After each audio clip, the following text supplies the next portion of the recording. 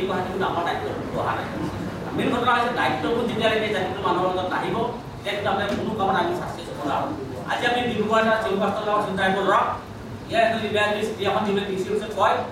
তেওঁ সেই দায়িত্বটো যদি পালন কৰে তেতিয়াহে হ'ব আমি চিন্তা জনজাতি আমি দায়িত্বটো পালন কৰা যায় আমাৰ সেইকাৰণে আমি ইমান পিছ পৰি আছোঁ কাৰণ আমাৰ ট্ৰাইবেল সমূহ বা বিভিন্ন জাতি জনজাতীয় সমূহ আমি ভাগ ভাগ হৈ গ'ল বহুত তেওঁলোকে ৰাজনৈতিক বেছি ক্ষমতা লাভ কৰি গ'ল বহুত কিছুমান কাউন্সিলৰ যোগী আজি নিজৰ যিটো অৰিজিনেলিটি তেওঁলোকে পাহৰি গৈছে নিজৰ যিটো অৰিজিনেলিটি পাহৰি গৈছে কাৰণ তেওঁলোকে ভাল হৈ আছে সেই ভাল ভাগটো নহয় আমি ক্লাছ 1 পৰা আমি ট্ৰেইনিং দিয়াব লাগিব আমাৰ মানুহ কাৰণ এতিয়া মোক কোনো শিকাব নালাগে আপুনি কিন্তু শিকাবও নোৱাৰে কাৰণ মই এতিয়া কোনো হৈ গ'লোঁ আৰু মোক বেয়াটো মই শিকি আছোঁ কিন্তু মই বেয়াটো বুজি পাওঁ কিন্তু ক্লাছ 4, 5 ল'ৰা ছোৱালীক যদি আমি প্ৰথমতে শিকাই দিওঁ যে তোমালোকে এই স্কলাৰশ্বিপটো এতিয়া যদি 2000 পাইছা ইউনিভাৰ্চিটি বা আপোনাৰ ভাল কিবা ডক্টৰেট ডিগ্ৰী ল'লে তোমালোকে 15 লাখ টকা পাবা তেতিয়া সেই ল'ৰা ছোৱালীক সহযোগ সোমাই দিব যে হয় মই এই ভালকৈ কৰোঁ গতিকে স্কলাৰশ্বিপটো পাই পেলাই এদিন মই পাব কি চিষ্টেমটো কিন্তু আমাক চৰকাৰে দিছে কিন্তু আমি কিন্তু ল'ব পৰা নাই সেইকাৰণে মই ভাবোঁ গণসহায়ক আমি সহায় কৰি সহায় নকৰা নহয় মই নিজেই মোৰ আণ্ডাৰত মই নিজেই 19খন জিলা গঠন কৰিছোঁ 19খন জিলাৰ পৰা 19খন গাড়ী লাগে মই আমি নিজাববীয়াকৈ দিম ঘটনাটো হৈছে কি তাৰ আউটপুটটো কি আমি কাৰোবাক ভয় দেখাবৰ কাৰণে কিন্তু আমি গণসহায়ক পাতি লাভ নাই আজি জংগল আছে যিখন এখন পেপাৰ উলিয়াইছে সেইখনে কিন্তু কামত দি আছে অসমত মই কিন্তু কথা কোনোবা অধিক কৰিব নোৱাৰে পাৰে কিন্তু জয়ন্ত আছে এইখন দি পেপাৰ কামত দি আছে আজি আপোনালোকে এটা কথা কওঁ বামীনসকলে এটকাও জনচন নিদিয়ে কামত দিয়ে দেখিছেনে কামত দিয়ে দেখিছে আপোনালোকে আমি কাইলৈ অনুজাতি জনজাতি মানুহে কিবা অফিচ বনাবলৈ যাওঁ এই মন্দিৰটো ৰাস্তা ঘৰত আহিছে নাই কোনোবাই কমপ্লেইন কৰিছে নেকি গণেশ মন্দিৰ তাত বনালে আপোনাৰ কমপ্লেইন কৰিছে নেকি কিন্তু আমাৰ অনুজাতি জনজাতি বা এটা কাটলৈ ক'বলৈ যাওঁ তাত তাৰে চৰকাৰ বিভিন্ন ধৰণৰ গাড়ী মটৰ যায় অমুক তমুক হয় এনেকুৱা চিষ্টেমত আমাৰ আহিলে গতিকে প্ৰথম জয়ন্ত মনে যি কথা লিখিছে তাত বিৰোধিতা কৰিব লাগিব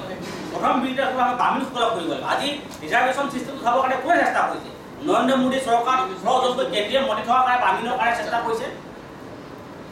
এই কথাবোৰ কিন্তু আমি কিন্তু বুজি পোৱা নাই আজি টিভি চেনেলে নিউজ লাইভ কাৰ আণ্ডাৰত আজি প্ৰতিদিন টাইম কাৰ আণ্ডাৰত আজি ডিৱাই থৈছে কাৰ আণ্ডাৰত জয়ন্ত বৰুৱা কোন ৰিণিকী ভূঞা কোন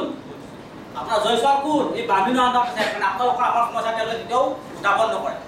আপোনালোকৰ আমাৰ সমস্যা সদায় সমস্যা হিচাপে তেওঁলোকে থাকিব বিচাৰে গতিকে এই সময়ত যদি আমি একগোট নহয় আমি প্ৰয়োজন হ'লে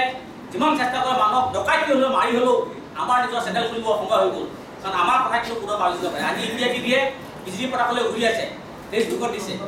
নৰেন্দ্ৰ মোদীয়ে অনিল আম্বানী ঘৈণীয়েকক এনেকৈ সাৱটি ধৰিছে কিন্তু আজি অসমত বা ভাৰতবৰ্ষত বিভিন্ন মানুহ নাই এইকাৰণে নাই মনমোহন সিঙক মই চাপৰ্ট কৰিব নাই মনমোহন সিঙক কিন্তু আমাৰ ইহঁতে বহুত দূৰ ডিচিছৰ কথা পাতিছিল কিন্তু নৰেন্দ্ৰ মোদীয়ে এজনী মহিলাক লৈ কথা পাতিছিল কিন্তু এইবোৰ কথাটো আজি সমালোচনা হোৱা নাই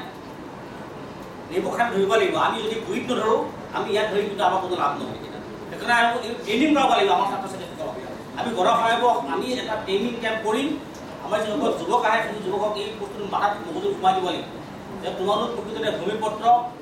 এই বামীনসকল আৰ্য হয় এই আৰ্যসকলে আহি তোমালোকৰ অসমত 2% ব্ৰাহ্মণে আমাক শাসন কৰি আছে কাইলৈ অসমৰ মুখ্যমন্ত্ৰী হিমন্ত বিশ্ব শৰ্মাটো হ'ব সামন্ত সোণোৱাল নহয় কাৰণ 18জনী কেবিনেট মন্ত্ৰী দিল্লীত বহি আছে বিজেপিত চব ব্ৰাহ্মণ কাইলৈ সৰ্বানন্দ সোণোৱাল মুখ্যমন্ত্ৰী নেপাতে পাতি লওক তেতিয়া কাৰণ তেতিয়া ব্ৰাহ্মণ সীতাৰাজৰ নিজৰ মানে ভাগিনীয়েক এতিয়া অৰ্ণৱ গোস্বামী নিজৰ এটা নিজৰ বংশবাদ এইবোৰ কথা আপোনালোকে চিন্তা কৰিব সময় হৈ গ'ল দেই যদি সেইবোৰ কথা চিন্তা নকৰোঁ কাৰণ আমাৰ কথাখিনি যদি আমি মিডিয়াত প্ৰকাশ কৰিব নোৱাৰোঁ তেতিয়া আমাৰ কি লাভ আছে আমাৰ ভূপেন্দ্ৰই জানে মই মিডিয়া চেনেলৰ মানুহক এমাহত কমেও ৩-৪ টকা বিলাওঁ এনেই ঘৰত গৈ পইচা লাগে বুলি এইটো কাৰণে একো জাতিটোৰ কথাবোৰ ওলাই ঘৰত বুলিয়ে কওঁ দেই আপোনালোকে জানে মোৰ বিচাৰে চাকৰি কৰে সেই চাকৰি পইচাই দিওঁ গতিকে মই সেইকাৰণে আমাৰ সংগঠনৰ পৰা মনত কৈছোঁ আপোনালোকে ডনেশ্যন লয় 2 নম্বৰ মানুহকো লৈছে হাজাৰ লাখ টকা লৈছে 1 লাখ টকা লওক কিন্তু তাৰে 40,000 টকা জাতিৰ নামত খৰচ কৰক 60,000 টকা কিন্তু আপোনালোকে নিজেই খাওক কিন্তু 40,000 টকা যদি খৰচ নকৰি 1 লাখ টকা দি 1 লাখ টকা যদি আপুনি নিজৰ ঘৰৰ কাৰণে পেট ভৰাই খায় তেতিয়া জাতিটো কেতিয়াও উন্নতি নহয় কাৰণ এইকাৰণে খাবলৈ কৈছোঁ কাৰণ তেওঁলোকে আমাৰ চাৰ্টিফিকেট খোলাই তেওঁলোকে সুবিধা আদায় কৰি আছে তেওঁলোক ডকাইত কৰিছে আপোনালোকে কিমান আজি অসমত যিমান মোৰ মন্ত্ৰী চব ডকাইত কৰি আছে নাই কোনটো নাই কৰা কওক আপুনি